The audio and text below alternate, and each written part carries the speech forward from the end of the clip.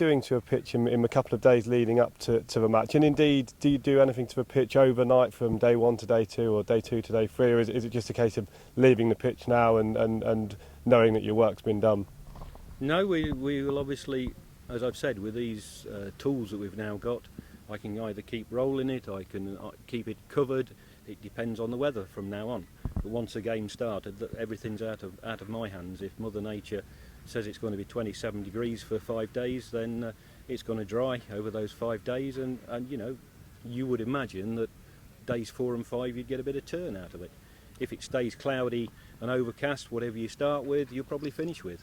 It's quite simple. The rules on rolling, once the game starts, that's up to the captains to decide whether they use the heavy roller during the intervals, during the change of teams, or first thing in the morning. But once the game starts, that's all down to the captains and the umpires. Just lastly, because I'm conscious it started to rain and we might need to be covering a pitch. What are your hopes for the pitch for this Test match? I would like, you know, a pitch that's a good competition between bat and ball, and yeah, we've got the threat of the Australian attack. We want to see them, but we don't want to deliver something that plays into their hands. Obviously, if we can get a decent batting pitch and we get up to that magic 500, and that would be runs on the board, scoreboard pressure. Let's get after them.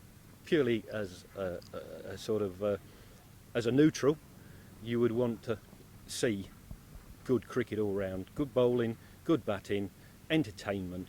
Are we going to see, you know, the sort of thing has come from the ODIs? Fantastic series against the New Zealanders. Will we implement a few of those shots during a Test match? Will the run rate go from 3, 4 and over up to 5 and over?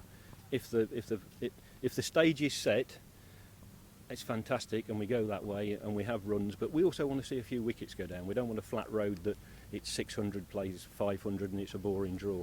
Now, we didn't have a boring draw last time, we had an entertaining draw, so a draw is not always something that you think, oh God, you know, but we just hope that the weather stays fine and the forecast looks pretty good, and that's going to have a major impact on what that green strip eventually turns out to do.